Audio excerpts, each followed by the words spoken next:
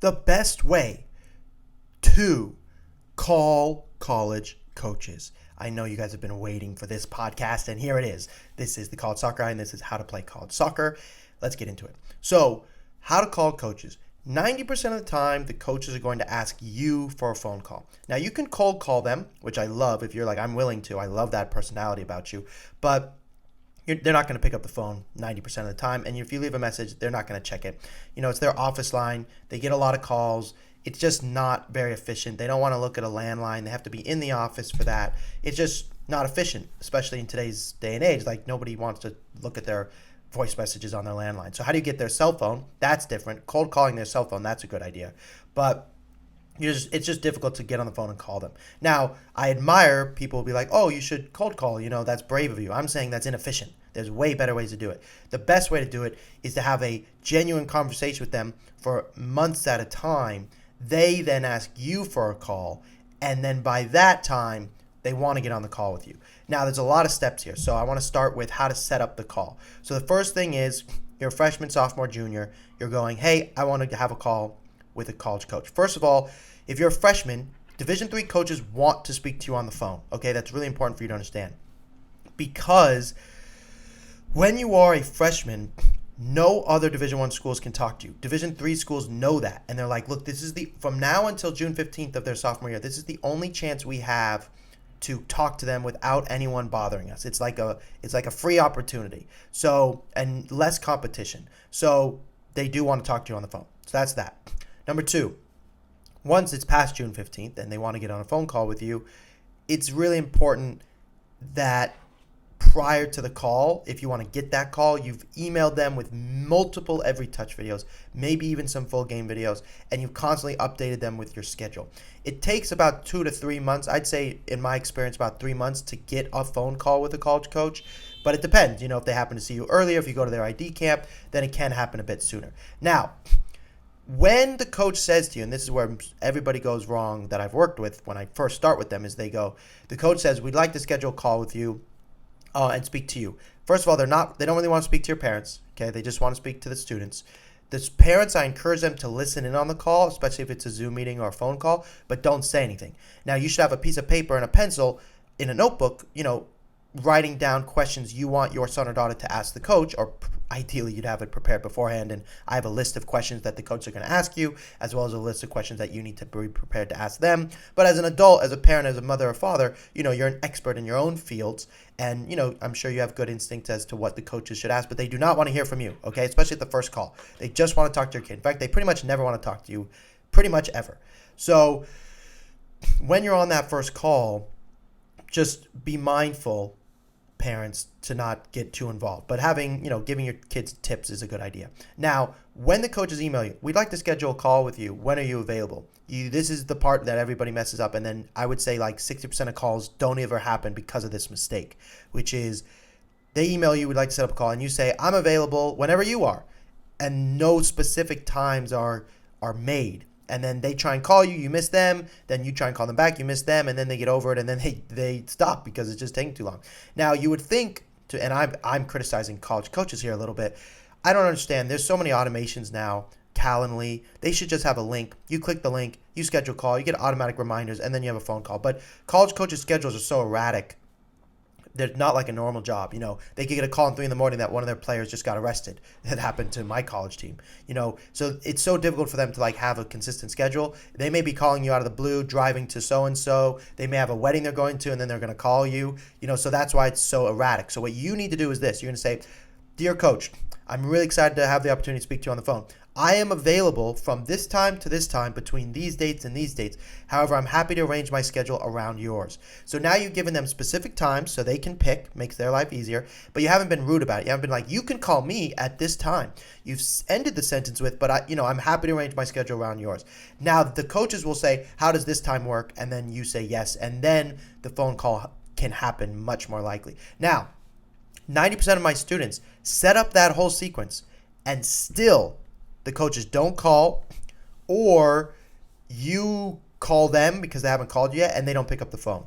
So who's calling who, for example? Traditionally, once you've written that email, they will call you, right? You don't have to call them. But if 5 minutes goes by, call them for sure. Like, don't be shy, call them. And they could say, oh, I'm so sorry. I was just, my child was crying. They have families too. And be like, thank you so much for calling. So you should definitely call. If you set a time and they don't show up, call them. Then text them and say, hey, coach, I'm not sure if this is still a good time for you, but I'm available if you are. If not, I'm happy to reschedule. And then they'll usually text back, I'm so sorry, da-da-da-da-da happened, let's reschedule. To be honest with you, you're just building an even stronger relationship if they miss the call, assuming they respond to your next text message. So it's not the end of the world if they don't call you. But for a young child, and this is the part where I do criticize coaches a bit, for a 15, 16-year-old kid who's like super excited to talk to their dream coach and then they don't call, it's like being stood up on a date. It hurts their feelings. They're like, oh, do you not like me? Even though it has nothing to do with the student almost ever. But the student's a young man or girl or a woman. So, you guys don't know. You're like, oh, man, maybe they don't like me. Because you're so young, you always assume it's about you, which is normal because you're so young. But it's often not. The college coaches are just really, really busy. So once you've set up that time and say they don't show up on the call, do not give up. Please text them again. Say, oh, here's some more updates. I've sent a video. Often my students are like, look, they never got back to me. And I emailed them again, asked for a call, and then I still haven't heard from them. That's normal. That is a part of the process. So you do what we've trained you to do. Send video, update them with your schedule. Are you going to go to an ID camp? What about a fall game? Don't give up. If they wanted to talk to you once and didn't show up, they still want to talk to you. It just that schedules get busy. Okay, now, how do you talk to the coaches? Okay, now you've got them on the phone. What are they going to ask you? What's going to happen when you're speaking to the coaches? So there's quite a few things that is going to happen during the call, okay? So first of all, they're going to have a series of questions for you. And one of those questions is going to be, and I can pretty much guarantee this, it's going to be, how is the recruiting process going, okay? And you need to have a good answer for this question. There's a few ways that I recommend you to answer this question. One of the ways I recommend is you already have hopefully spoken to other coaches, because here's the thing. College coaches are really smart, but they're also cautious, meaning they saw you maybe one video clip or a video clip, or maybe they watched your whole video, or maybe they really heard from another coach that you're good, but they don't know you for sure. So if you get on the phone and you say, how's the recruiting process going? And you go, you're my first coach I've spoken to. It can rub them the wrong way, because they're like, ooh, like, why am I the only one talking to this kid? Like, maybe he's got an attitude issue. Maybe I don't know enough about him. On the flip side, if you've happened to not to talk to anybody, you can tell them the truth. Go, you're the first coach I spoke to. You're my favorite school. If that's true, like, don't lie. And that's okay too. But I have to tell you, it makes a huge difference if you say, I have spoken to another number other schools, and I'm really excited to be on the phone with you today, and I'm still working on the process. I've sent them video. They've come to my games. I've gone to a couple ID camps. You want to say you've been doing things. It makes the coaches considerably more excited and confident in their own decision that they picked you to speak to.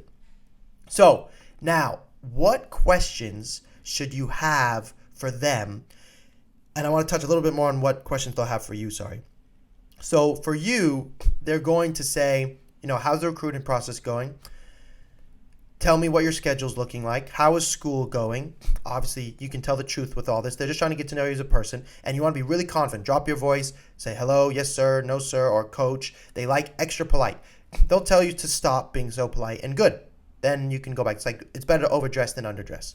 Then they're going to say to you, what would you say one of your strengths are? That can sometimes happen on the second call, but at some point it will come. What are one of your strengths? And you want to be completely honest. To be honest with you, coach, I think what my strength is my technical ability. I'm short, but because I'm short, I've worked on it a lot, and I think it's my strength. Now, the coaches already have an idea. At this point, if you're on a phone call, they've probably seen you play in person. They already have an idea of what your strength is, but they want to see what your level of confidence is. Remember, confidence in this world is so much, whether you perform well or not. So the coaches are kind of testing your confidence, because, again, you're going to be playing under a lot of pressure once you play for them, and they want to be sure that you can handle it. So being confident with your strength is great. Flip side, with the weaknesses, it's also good. You'd say, hey, coach, one thing I'm working on, actually because of you, because at your ID camp you told me XYZ, or because I watched one of your game clips, that would be extra awesome if you're like, I saw your outside backs overlap. One thing I'm working on is my decision making, the ability to make decisions faster. And that's a pretty good one just across the board, because college coaches, decision making faster is what college coaches always want you to be good at. So I just gave you an answer that you can pretty much use, and it's universally pretty much perfect when college coaches ask you those questions on the call. Saying your weakness is, I want to work on making faster decisions, is a great one. Now, if you say my weakness is my speed, that's a bad idea, because college coaches don't want to hear that you don't have speed. So I would use decision making when they ask you what your weakness is. Now, these are the questions they've proposed to you. What are your strengths and weaknesses? How is the recruiting process going? Tell me about school. Tell me about your schedule. Tell me where you're from. If you have an elevator pitch, which with our students we do practice, you want to be mindful on just saying it unless they ask you. But you could be honest and go, Coach, I really am excited to talk to you today. I've been working really hard. I train twice a day and I travel a lot, and I'm just excited to talk to you today. And if they say, hey, tell me more, then you can go into your personal story. But don't just jump into, this is why I think I'm a good fit for your team. Let them lead the conversation. Okay, now my favorite part of phone calls is what you ask them. Okay, this is really how I got my Fulbright scholarship and how students, in my experience, get the offers. And of everything I've talked to you guys about, this is my favorite thing to talk about. The emails are awesome. The videos are good to fix. Look, I'm a soccer junkie. I played pro for 10 years. I played college soccer. I played all growing up. So, of course, I love the video stuff and the email templates and things. But this is the human part that's really where you get your scholarships, in my opinion, in addition to being a good player. So, first of all, you want personal things. So ask about them. Why do they like X school? How did you get into coaching? What position did you play? Ask about them. Okay, they'll be like, wow, this is an adult. So that's number one. Number two, when the next questions are, I want it to be about the team. So you want to be like, what formation does your team normally play? I looked it up already. It looks like a 4-5-1. Could you tell me a little bit more about that? You could say, if you were to describe your system of play, how would you describe it? Is there a professional soccer team that you model after? Because then I can go study them during the year and get to know you better. Now, a lot of you are like, oh my gosh, this is so much work for one team, and there's hundreds of teams. I don't want you to do this for every single team that has interest in you. You need to get the interest first, earn the right to play college soccer. Then once you've got the interest, you're going to get to pick which schools you want to spend this much time on. And that's really important. Okay, so now you've asked them, etc. Now, the next question can be about academics. You can say, how is it that the students balance school and sport? What do you have and what do you propose with your students? The reason I really do like this as a potential for you is because college coaches want to know that you care about school, which is why they ask about your GPA. Because if you don't do well in school, you won't be able to play for the team, right? There's rules. Second, coaches, there's a point system that coaches are judged on by the admissions based on how many of their students graduate, as well as what GPAs they get and how many get academic honors. So if you say to them, how do most players balance school and sport? And they'll say, oh, it's really important about time management, da-da-da-da-da. But asking about that is important. And they'll also probably tell you, look, every single week we check in with our students, make sure that their grades are going well. He could say, hey, are you not good at time management? You go, hi, coach, no, I'm playing at these clubs. I have X grades. I was only asking because I find academics really important. And as I'm picking my schools, I want to find a school that also finds academics important. And I'm really glad to hear that you have a plan in place for your students. These coaches don't expect you to know anything. So it's a good question to ask. Now, when it comes to scholarships, right? Like, how much scholarship am I going to get? That's like a second, third phone call. That's not going to happen on the first one. We'll get into negotiating scholarships in a minute in the next, a different video here, a different podcast rather. But these are the questions I want you to ask during this process. I hope this was really helpful. If you have any questions, please give me a call. Links in the bio. And I look forward to helping you through your college soccer journey. Talk soon.